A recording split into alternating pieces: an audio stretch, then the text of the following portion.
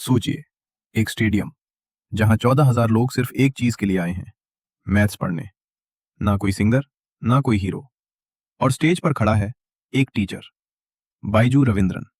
एक ऐसा टीचर जिसके टीचिंग स्टाइल ने फ्यूचर में इंडिया की सबसे बड़ी एडटेक कंपनी बाइजूस को जन्म दिया, और फिर अपनी ही आंखों के सामने उस कंपनी को बिखरते हुए देखा।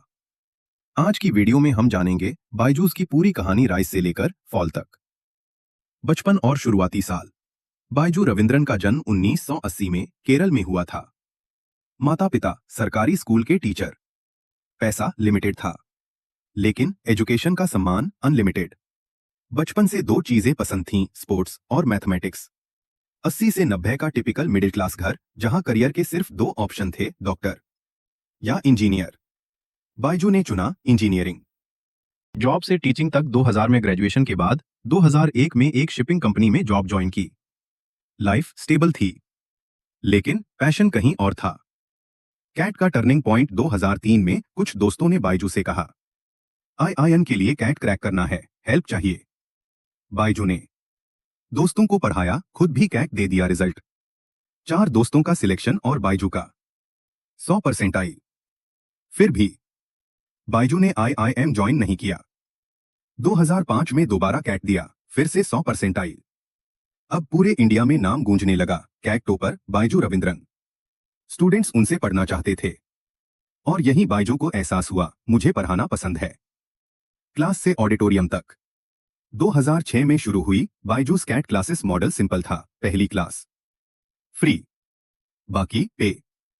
टीचिंग स्टाइल रट्टा नहीं, कॉन्सेप्ट्स की समझ।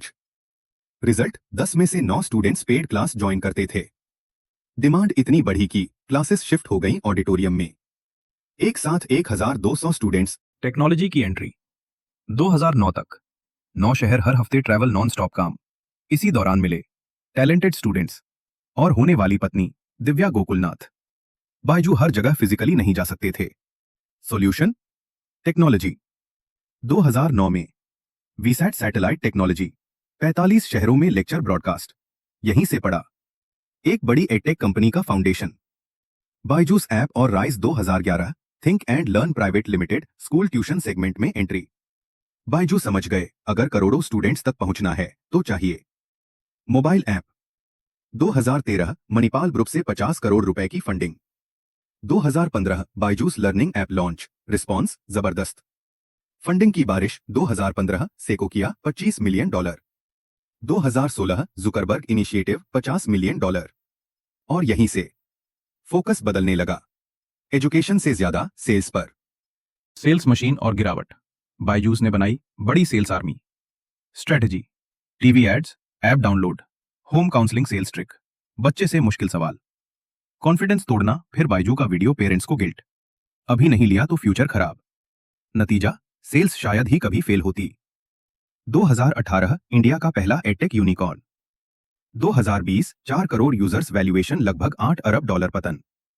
फिर आया covid. Online education boom. Byju's ने क्लासेस फ्री कर दी।